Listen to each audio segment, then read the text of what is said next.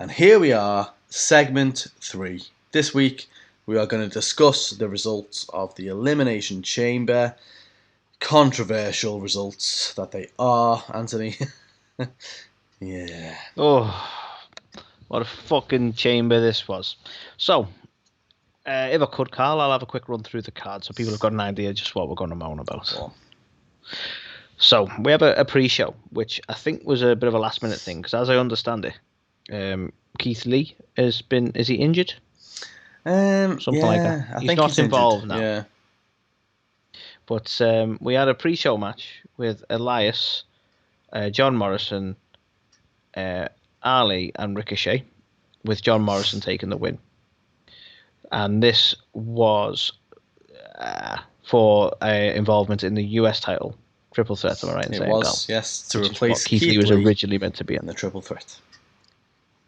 So that was a pre-show. And now we cut to the main card, Carl. We had the Smackdown Elimination Chamber featuring Kevin Owens, Sami Zayn, Cesaro, Daniel Bryan, Jey Uso, and Baron Corbin. And we see Daniel Bryan taking the win. We had the WWE Universal title, therefore, on the line, with Roman Reigns going up against Daniel Bryan, with Roman Reigns taking the win. Shock horror. Indeed. We had the US title, as previously mentioned, triple threat match with Bobby Lashley, Matt Riddle, and John Morrison now, with Matt Riddle taking the win. And this is his first title on the main show. The main roster. Well, it's the main show. We then had the women's tag titles on the line with Nia Jax and Shayna Baszler going up against Sasha Banks and Bianca Belair, with Nia Jax and Shayna Baszler taking the win. We then the Raw Chamber with Drew McIntyre. This was a slightly unusual one, because the Chamber itself determined the winner of the WWE title. The Universal title? No, WWE title. That's the one. So Drew McIntyre himself was involved in the match. We had Randy Orton, AJ Styles, Sheamus, Kofi Kingston, and Jeff Hardy. With Drew McIntyre taking the win. Huzzah, no problems here. And then we had The Miz come in and cash in after the show and won the fucking title and is now the new WWE champion. Because fuck you, that's why. So that was the card, Carl. Shall we talk about it? Do we have to? I'll try and bring. Do we have to? I'll try and bring the tone back up, and we'll talk about the highlights, shall we? So, in terms of highlights, Anthony, for me, the Smackdown Chamber was fucking ace. Thoroughly enjoyed it. I was sports entertained, if you will. I mean, firstly, big props to Cesaro. I thought he put on a fantastic showing, and they still haven't pulled the trigger on him. So, by all accounts... You know what, though? And I didn't really mention it much in SmackDown because it was a good thing, but it didn't need a highlight or no shite. But I like where they're going with Cesaro at the minute, and I hope this leads to better things, because him going into a feud with Seth is a fucking good idea. Because we can't put the strap on him yet. I get that. That is a good feud for the pair of them. Though. Yeah, I would. I would like to see that. I think Seth coming back, and they're trying to elevate Cesaro. If he can, manage to pull off that win over Seth, that is a big name. In his under his belt there to see off. So I would love to see that. But yeah, just a massive shout out, and obviously it was. I think he ended up tweeting after the fact, after the match, just saying thank you everyone who believed in me and stuff. Hopefully it's it's not the end, it's just the beginning. Yeah, I hope so too. I thought he was just so good. He put on a fantastic show, and even the bit where he was on the fucking cell, he was just doing chin ups. Like, what a ledge, you know what I mean? Like, he is fucking boss, isn't he? But yeah. No, he was really good. Unfortunately, really good. It wasn't for him to win. Jey Uso was still getting far too much attention for my liking, and yeah, he's done his bit. Like, realistically, if he won, it would have been annoying because we've seen that. Well, exactly, and fair dues, Jimmy's still not ready to come back, but he's done now. Just wait for Jimmy to come back and be a tag team again. Like, he's fine where he is. He's the crony. Yeah, that's fine. You don't need to see any more prominence from him, really. He's supporting the act to Roman Reigns, and that's all he will be for now. Yeah, exactly. No disrespect to him. Exactly. I also want to call out the humorous moment between Kevin Owens and Sami Zayn, where Sami's trying to get him to team back up with him. Like, let's do it together, because all their history that they've had. And Owens like, nope, just beats the shit out of him. So that's fantastic as well. But yeah, obviously Daniel Bryan ends up winning the match, which is a big, push for him. A lot of people wanted him to win the Rumble and go up against Roman, which I wasn't a massive fan of personally. But he did win this one, and he went up against Roman in the next match. And yeah, what were your thoughts on that, Ant? Yeah, I mean, I don't want to move into a negative because we're talking highlights, but I think the Smackdown chamber was so good that it made me realize just how struggling the Raw roster is in terms of who should go in the chamber. Every part of this, every participant made sense to me. And I honestly, other than Jey Uso, in terms of winners, I wouldn't have been upset with any of these people winning, which is nice. I like that. I don't mind that it was Daniel Bryan. I think, we know where this is headed. We now know where this is headed anyway, that, it's going to be Edge versus Roman. I think they've made that fairly clear at this point. So that's fine. I can work with that. Sadly, I think it kind of signposts to what the result's going to be between Bryan and Roman. But hey ho. Well, I mean, it was still. I don't know whether you've got that as a no shite or not. So I think for me, the post-match shenanigans where Roman came out and challenged the winner of the chamber, ending in pretty short fashion, was not amazing. However, the post-match of that, where Edge came out and pretty much speared the shit out of Roman and, declared and finally, decided who he's going to go up against at WrestleMania, was another highlight for me. I thought that was, okay, finally we know, and it's finally spear versus spear. I also want to call out that I called it. Just saying. Carl calls it.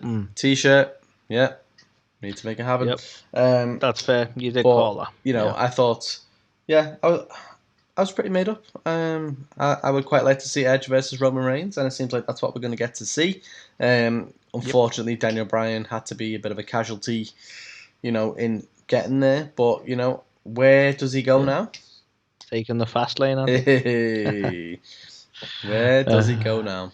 But, well, to be honest, Daniel Bryan, I think he's made it clear on a personal level that he's not about winning championships at this point. He's about elevating and pushing storylines and such. So I don't think he minds the position he's in at all. And, sadly, just from a predictability point of view, it means for us that we kind of know, unless we're going to get a shock here, we kind of know that he's not going to win. So, makes that slightly predictable. That's the only sort of gripe I've got to it. But this was my favourite match of the night, I think, in all fairness. Okay. Can't beat a good chamber match anyway, but this was a fucking good chamber. Well, speaking of good chamber matches, how did you feel about the Raw chamber? Because I've got it down as a highlight.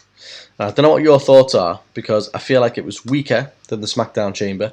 In terms of participants, I think you've already said that you could quite easily see most of the Smackdown ones winning. I'm not sure if that was truly the case for Raw. No, I struggle with, let's be honest, Kofi and Jeff being involved. No offense to either of them, even though Jeff I've cited a couple of times as not being a particular fan of him. No offense to either of them. Could we realistically look at them being a winner, especially because the winner of this won the title? This wasn't an opportunity. This was the title itself.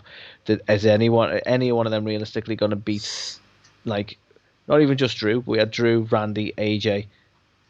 Off the top of my head, those three straight away. I'm like, well, realistically, you're not going to beat them. It just felt like they didn't have enough participants for the Raw chamber, but they still had to have a chamber. And that's probably the only weak spot for me. That being said, it was still a particularly good match, and it was still, other than the fucking post-match shenanigans, it went right. The only thing I was surprised at is there was no surprise Fiend, and that would have been an interesting. Remember the days when you'd have a blacked out chamber and you wonder who it was, and even though it'd be fairly obvious in this scenario that it was the Fiend, but you'd be like, who's in that? And then the Fiend comes out and takes on Randy, and it wasn't even about the title because they're just going to go to one side, beat the shit out of each other. What happens to stuff like that? I mean, there was no Fiend. There was no development on Randy Fiend. And, we just had people in there who probably shouldn't have been in there, in all fairness. Well, I would like to touch wood and hope that we will never again see an Elimination Chamber where they could have done something fucking different and drastic because there's no fans.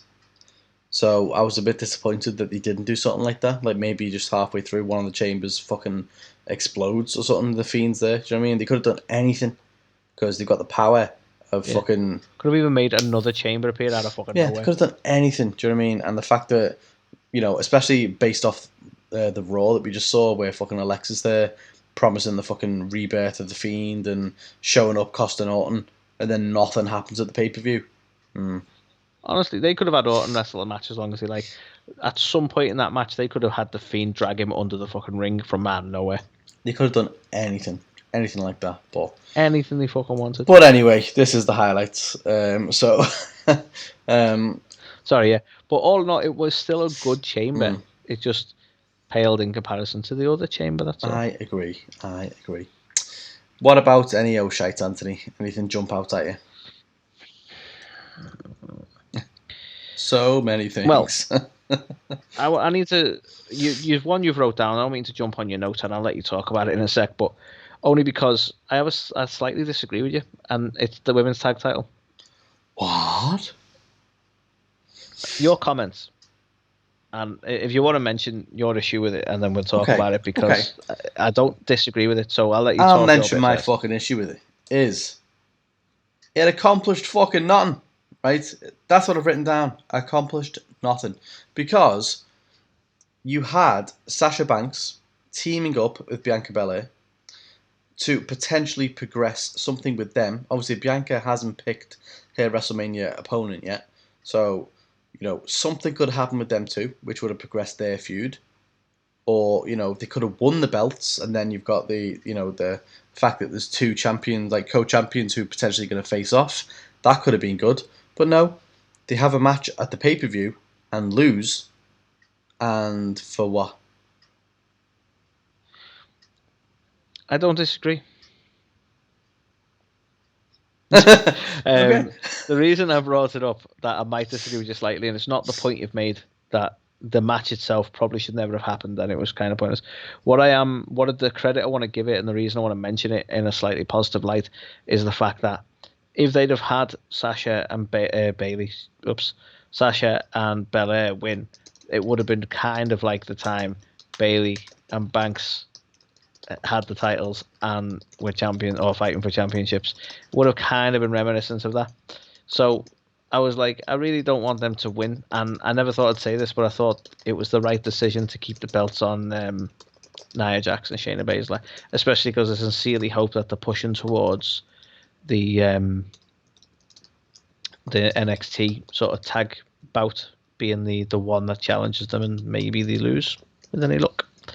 So I was actually just kind of relieved that they kept the belts and they didn't go over to Sasha and Belair. I needed to give it some sort of positive mention because of that. I think it was the right decision. I mean, the right decision, I suppose, would be not having a match at all. But that would be the right decision. We didn't get that. Yeah, I don't know. I just think because obviously we are going to get Sasha and Bianca, so they could have used this as an opportunity to do something with them. Like, it could have been that they were, they won it together, but then you've got the animosity of, well, Bianca still wants to challenge, and then you've got two tag team partners going up for the gold. That could have been a good storyline. Or you could have had a turn, you could have had something, but nah. Yeah. You did get nothing. The other O'Shite, Carl, and it's an unfair one to call an O'Shite, but it's I think the way they did it was a bit naff, and that was just plain not having the my name's escaped me for a sec there. The Lacey Evans Charlotte bout. Like just not happening. We're not having it. Like, okay, I know they couldn't storyline wise, but the fact that I think you pointed out on social media they were still advertising this. I think that is what the biggest. They knew for a while and waited the really last minute to cancel. Yeah, that. And there was nothing to actually. There was no reason because all they did was cancel it. Yeah, that was like the biggest disrespect for me because we found out on Raw that Lacey was pregnant. We knew from the dirt sheets and stuff that it was that was actual fact, Legit. and she is pregnant. Yeah. So they had a whole week there, pretty much, to say, well, okay, well, Lacey is pregnant, so she's not going to be able to go in the match. We're therefore going to use X, Y, Z.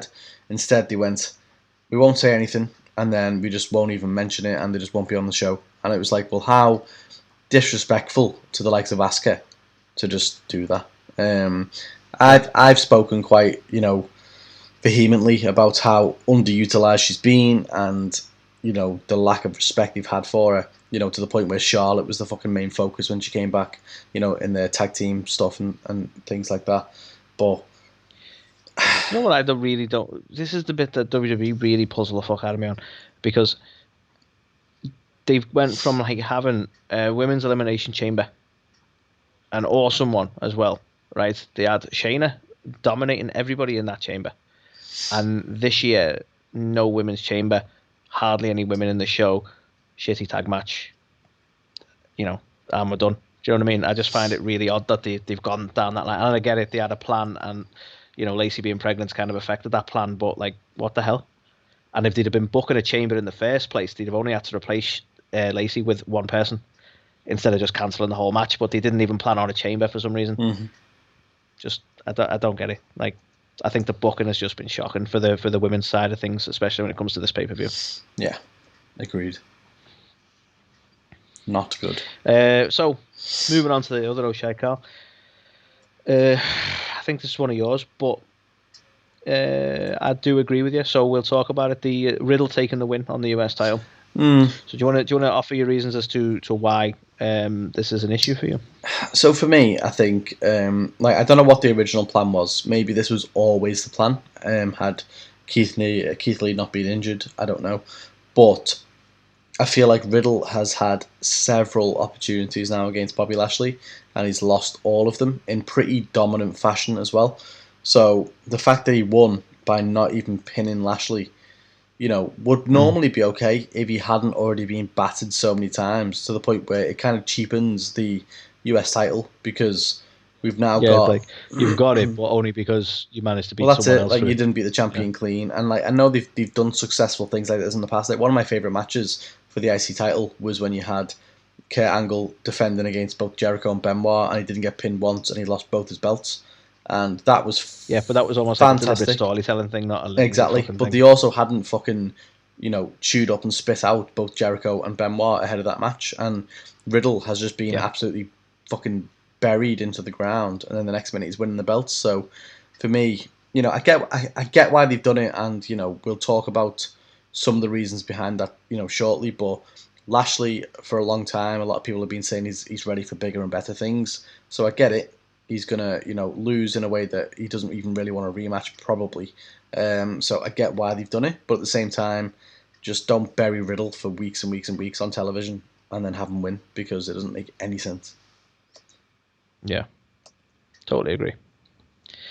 And the one that we all knew was coming, our last O'Shea tonight, Carl.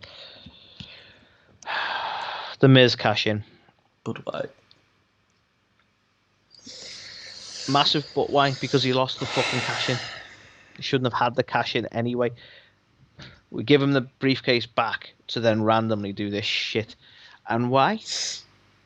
What is the point in this? Nobody wants it. And I know they're trying to push it. Like, Miz is really trying to sell the hell out of this heel side of it and go, I know you don't want me champion, but ha. And all this is like, that's fine. It's not about you.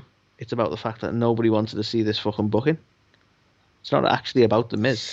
You've actually got, Anthony, people who are, clutching at straws, trying to, find old footage from Raw, like months and months ago, where MVP is saying to Drew, like, when you lose that title, we're going to be there, as though this was fucking planned out in advance. Was if fuck, right? They had Otis win the fucking Money in the Bank. They never planned to go, well, he flopped, we're going to put it on the Miz. And then they did that, and then they never planned to go, well, we're going to have the Miz cash in on Drew at this event. It was never planned. Do you know what I mean? It just... No. Well, we're going to have the Miz cash in, but not because John Morrison's the one who cashed in for him, so we'll take that back and give him the fucking briefcase exactly. back. The whole thing has been a fucking shit show, right? And people are trying to justify it, saying... biggest clusterfuck of it makes sense. Money in the Bank I've ever seen. And the thing that probably bothers me the most is the fact that, the way they've gone about it, right? So I'm not going to lie, I'm on the fence because I think I mentioned to you before on WhatsApp, right? There's two scenarios this could go. For me, the ideal scenario, and me trying to rationalize what they've done, is they've made Miz go over so that he's made a deal with Lashley, and therefore Lashley gets the first, title shot, will obliterate the Miz. Miz is a transitional champion, and Lashley will be the champion headed into WrestleMania against Drew. He'll also be a transitional champion, and we're going to get Drew picking up the win he deserves in front of a crowd.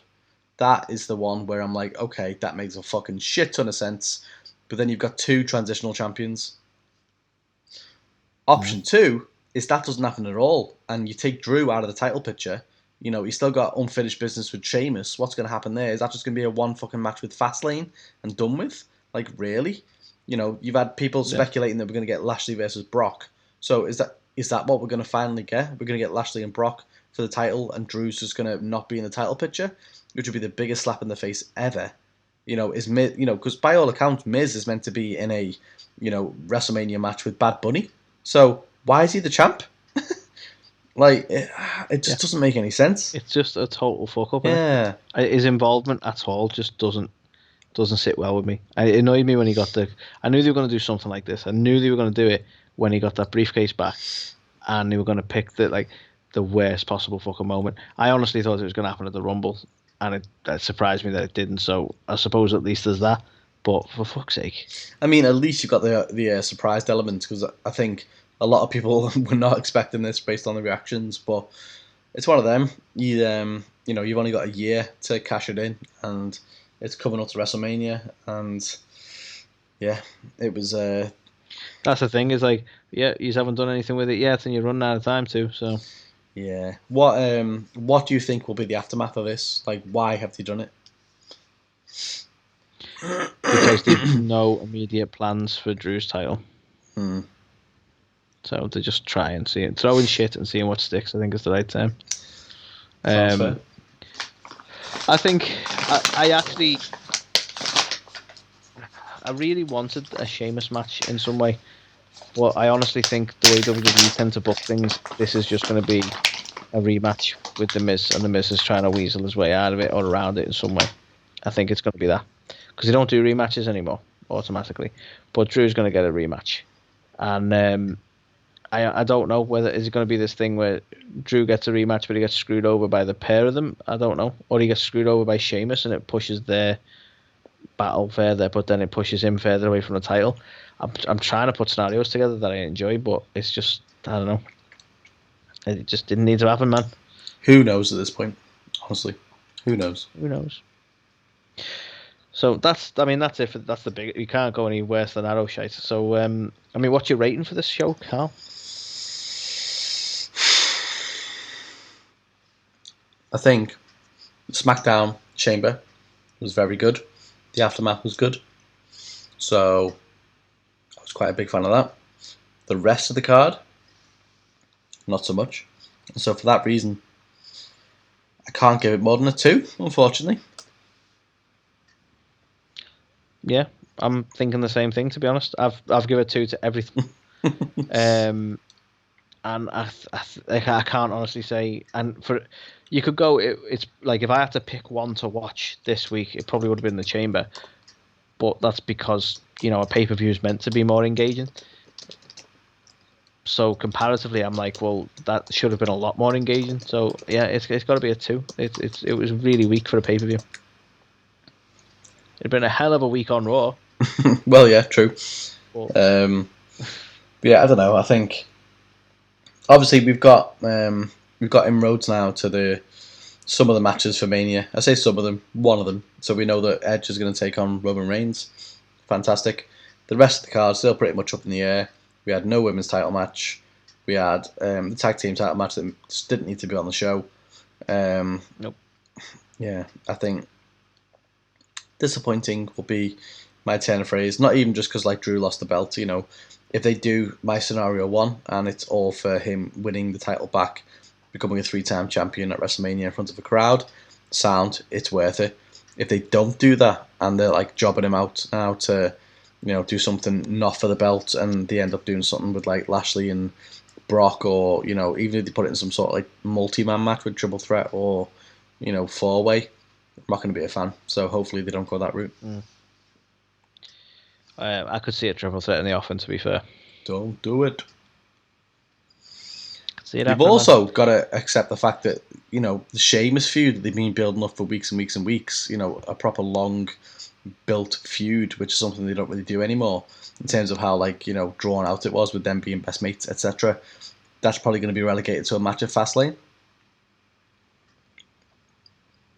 Wouldn't it be absolutely amazing though, right, if they actually put some work into this and they had Sheamus win the title from The Miz, taking advantage of the fact that he can have The Miz easier than he can have Drew, and then ultimately it leads to Drew Sheamus at Mania, but with Sheamus being the champ going in.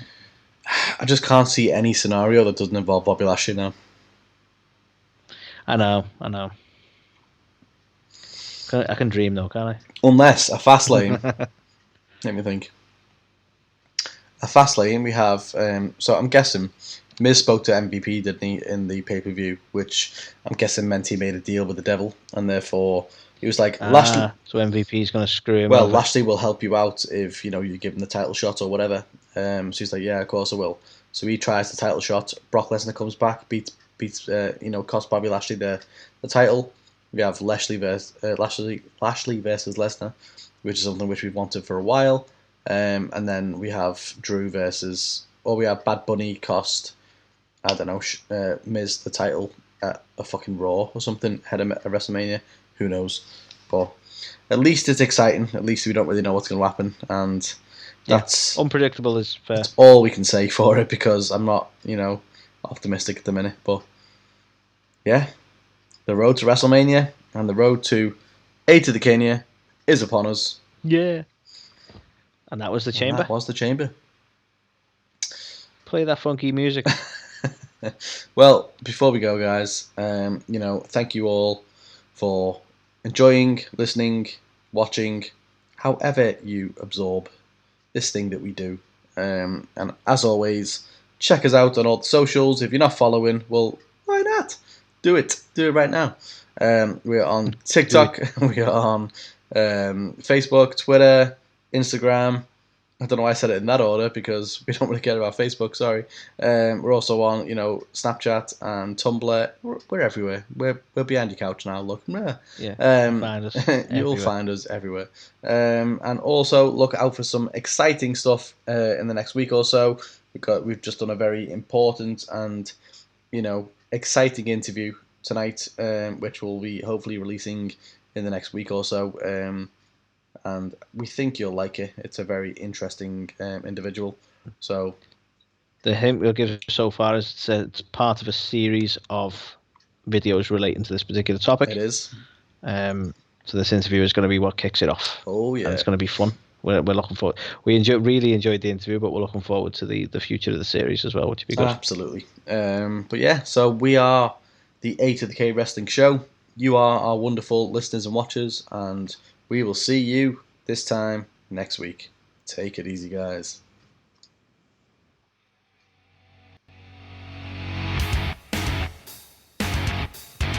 You're watching or listening to A2theK. The A2theK. A2theK. A2theK. A2theK. A2theK. These guys are awesome. Check it out. Check it out. Change your life. You'll be thanking me later.